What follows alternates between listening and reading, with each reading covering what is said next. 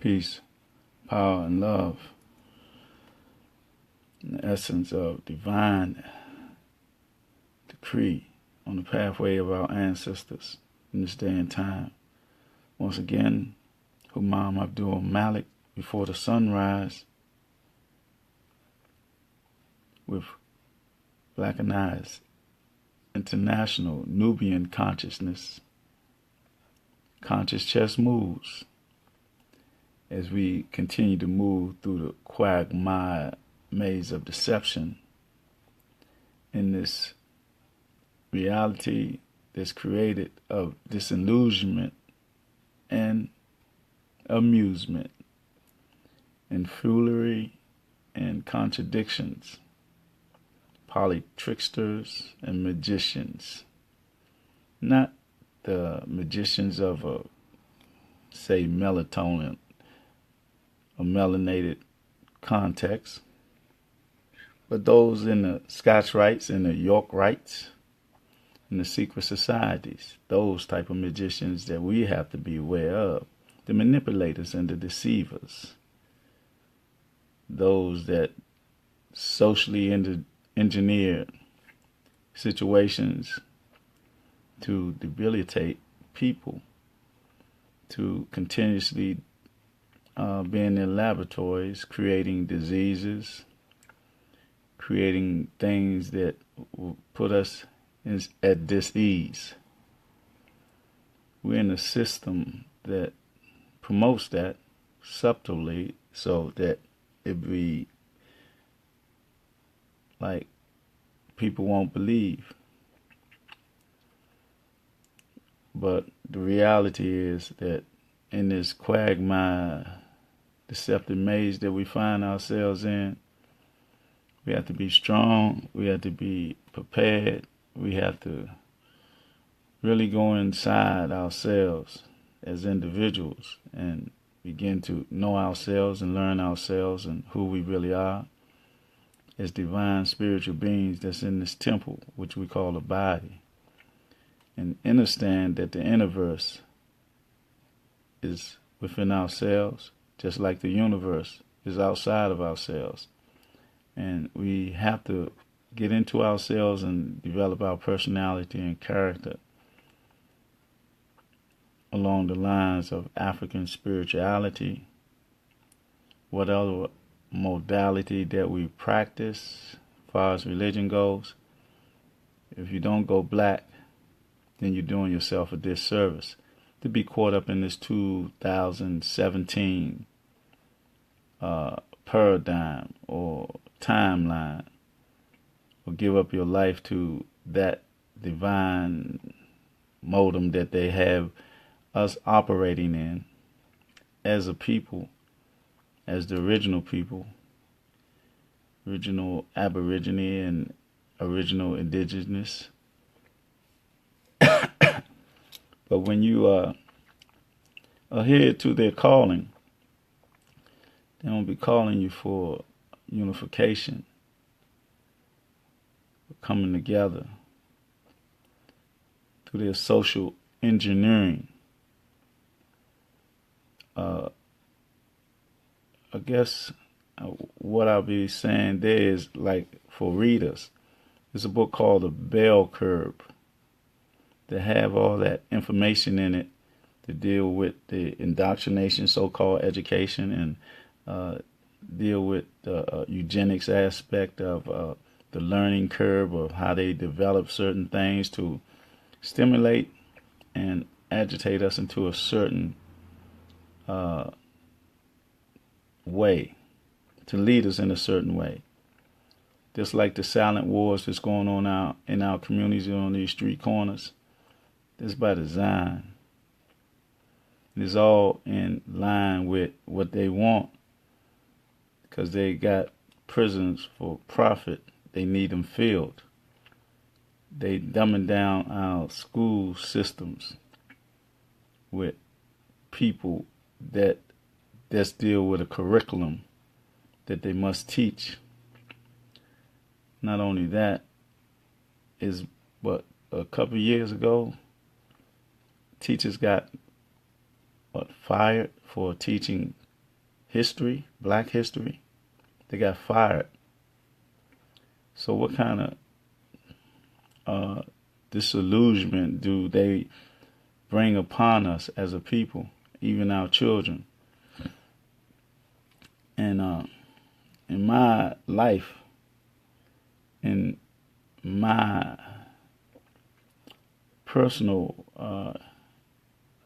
idiosyncrasies and things of that nature, my baggage that I'm clearing up and overcoming my idiosyncrasies about my personal life, which isn't too much because I overcome all my vices. The situation was like dealing with in relationships or a relationship. But I'm finding out that I have to be much stronger in that to keep it, binding. But it's a tsunami that I have to deal with in this weather. It's like a cold situation, like being in the winter. And you got to wrap up and deal with it. It's like you just got to be stronger. I got to be stronger. But that's neither here nor there, because we all have to weather a storm sooner or later. But our storm is much greater than personal storms. So we have to overcome our personal storms to deal with the collective storm that's happening in our community. The tsunami that hasn't fully reached land yet, but we can feel the winds coming. The strong winds before the tsunami. We can see the animals moving to safety and all. And it's all connected. The mishaps in our community. I want to say this. I want to say that our brothers that's committing the murders in our community need to stop, and justice need to be served for those murders in a way that will be just. But in that circle, there's other brothers that can be guided to themselves, to understand themselves and their nature, their divine nature. And if we can put in place, or people in the position that can put things in place to give them means and ways to feed themselves, because that's what they'd be saying they need to, they need to eat. So people in the positions of sort of wealth or whatever, have businesses and all that, that's who we got to garner to, those people that haven't pulled the trigger but it's in that circle, but they're looking for a way out because they look for a way in. The way in was, man, I need some money. I got to feed my family. So if we can give them a way out of what they was they looked their way into that situation. We give them a way out of that situation by giving them some wealth, or means and ways of attaining wealth or finance, And right now, it's got to be through a program, on-the-job training, or a job. And we need to do that as soon as possible for our youth. And bring them to the table, man, so that they can stop the quarreling or stop this silent war that they're being manipulated to have through, putting that influx of drugs and guns in our community from outside of our community. And so that is a hand. Somebody's doing that. It's not by chance. It's by choice on both parts. It's by choice of our young warriors or young adults to receive these weapons of destruction, whether it be drugs or the guns or whatever. But it's someone on another level putting the influx of it in our community, the drugs and the gun, for their sole purpose.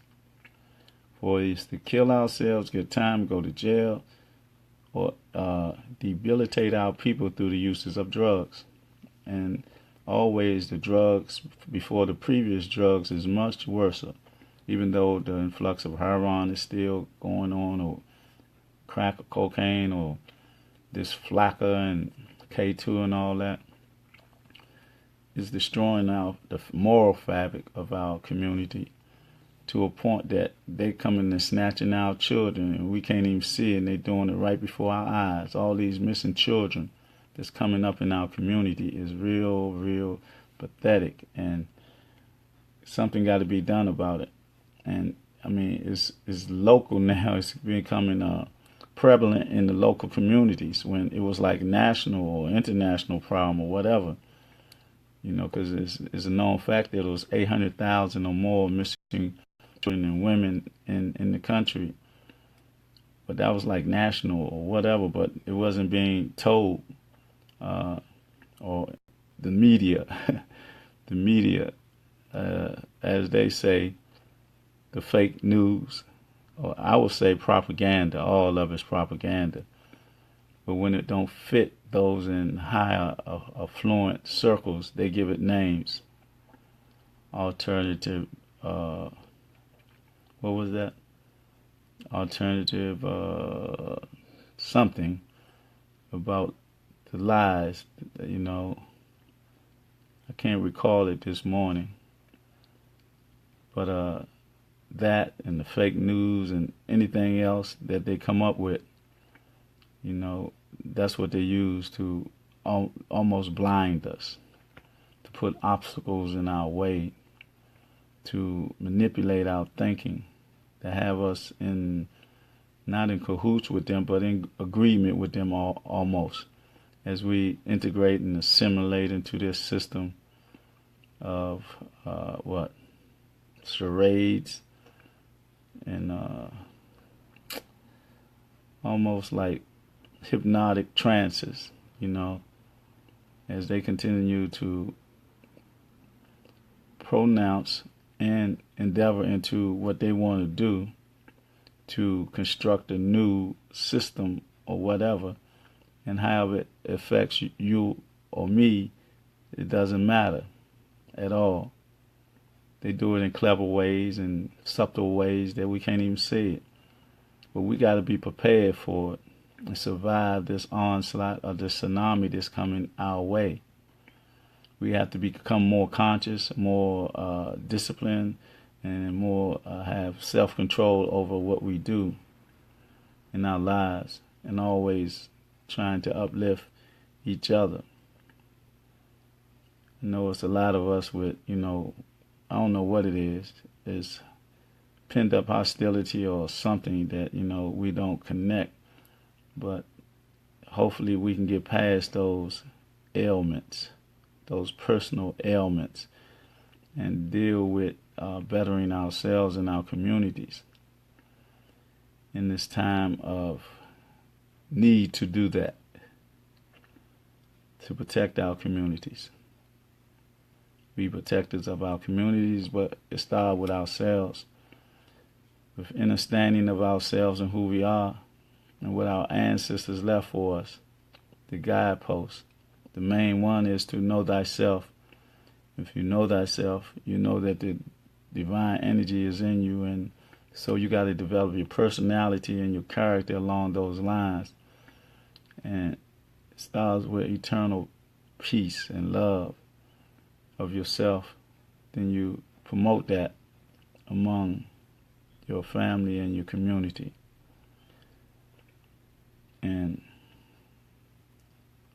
this should have been done yesterday, because we're in a quagmire of generational curses in our environment. You know, it's like somewhat being cleaned up, or we're purifying ourselves on a large scale now. But I say that we just got to do it in a way that's more beneficial toward us and our community, and come out of that fear of ourselves. How can grandparents and parents be in fear of their own children? That shouldn't be. It shouldn't be that our younger children fear coming outside to play, because they might get hit with a stray bullet, or our elders are scared to come outside. Not all, but we got to make it safe for all in our community. And it's about divine instructions that are already in our DNA and through understanding of the universe, so that we can have an effect upon the universe, control our universe, and do what's right in a righteous mode. It's divine people. We have a job to do. It's in our hands. We can't sell out. We can't sell our soul. And we got to be bold. We got to stand up and speak the truth. We got to speak the truth. We got to keep our words, because our words is our bond. If we don't have nothing else, that's all we got is our word. And we can't betray each other. Can't lie to each other. Spontaneous liars and stuff like that, picking up characterization of that negative energy. We don't need that. We got to be like transparent and open. We shouldn't have to hide anything from each other. And thus develop as an individual that self-control and self-discipline to be righteous, to be part of a movement that will uplift us, a movement that will purify us and purify our communities. Put down the guns, pick up a book, put down the alcohol and the drugs, and become naturally high, spiritually high, so that you can become spiritually free and mentally free, and not be a slave to the sensations that they develop through, pleasure principles. You be like, they treat you like a gerbil going through the treadmill, because they be in the laboratories 24/7 all the time, trying to find a way to pick your mind and manipulate your mind and guide you into a wall, closed wall, in the quagmire deceptive maze that they have us in. But we get through it. We get through it because we know the way. The way is spirituality, African spirituality. Whatever door that you may be in, practicing a way of life or institutionalized religion, can't get stuck, because you got to know the history behind what we accept in our lives. We got to know that slavery was an institution that came through all them doors. We got to know that before those doors that we were in, we had a system, foundation that was of harmony and peace. We got to know that these systems are used to divide and conquer us if they're not bringing us together. We need to come together as a people, as humanity, righteously, holistically, and spiritually, and culturally. I ain't going to say no more about that right now. I just want us to know it's a reality. There's a spiritual war going on, a mental war, and a physical war. And we got to wake up and stay up so we can win these wars on all levels. All we have to do is get in tune with ourselves and in tune with nature. It's natural and simplistic. It's just that easy. But you can't get caught up in the manipulation or all the gold and glitter. And not only the gold and glitter, but the sexuality and all that you don't have no control over your animalistic nature or your predatory nature. We got to be divine in our walk, in our essence. We got to be a divine people, righteous people, spiritual people. That's the only way we're going to win. We got to be a culture people. We got to develop a financial foundation for us as a people. We got to develop our communities like we once had. Businesses in our communities like we once had. We got to be more protective of our children in our community. We got to realize that it does take a village to raise a child. We got to be on the principles of extended family so we can protect our children more. Not only our children, our females or our young brothers, our older elders. But see, they want our younger children more so than the older. Because the blood is more pure and they got longer times of life or whatever. Or the organs are better. We don't know what they're snatching our children for, but we know our children are being snatched. And more so than anything, it's for body parts and sex rings, because this is what they do in their secret societies of the affluent. And those that's old and just want to hang on, and they can't wait in line for organs, for hearts or kidneys or whatever else, and they have the money to pay. I ain't gonna say nothing about the movie Get Out, because people are seeing that, but before that movie came out, this been going on for years. It been like silent, and then they didn't show the real aspect of it. This one aspect of it, dramatize it or sensationalize the reality of it. But in reality, it's a serious epidemic. It's like a drug epidemic, because they want melanin also, and melanin costs what is $2.53 a gram or something like that, or $3.53 a gram. So, like somebody said, we're walking around our temples. Is an asset, or is very profitable, our bodies. They look at us, some people look at us as food because they got cannibalistic, mad, insane people on this planet. Then they got those that need body parts looking at us as money or whatever. So we got to be careful in this sick, insane, realm that we're in. Because it's really sick, but we medicate, like somebody said the other day. We medicate our idiosyncrasies or our shortcomings or whatever, or something ain't going right. We medicate it instead of dealing with it naturally, spiritually, and holistically in a natural way. So we ain't got to go through any stupor.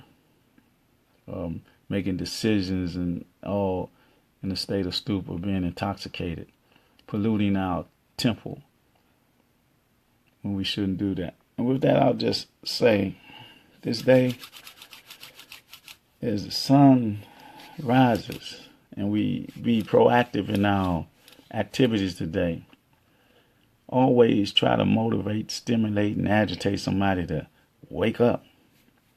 Wake up and see. Stop walking around with their eyes wide shut. Stop being programmed to be in robot control, under robot control. And wake up. It's time. It's the energy of the divine energy. The essence is here. All you got to do is open up to it. The conscious level will open up. You will open up to it. And we be connecting in unity and synergy in the energy of the divine nature, of a culture nature of us as a people. And with that, I'll say, stimulate, motivate, and agitate in love. Love, peace, and harmony.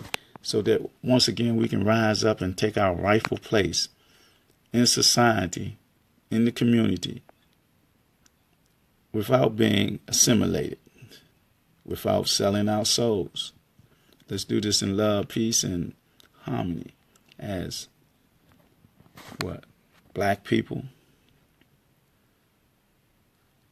Africans in America, melanated people, but holistically humanity. Let's do it in the essence of humanity as a people coming together in our oneness, in our spirituality, in our culture.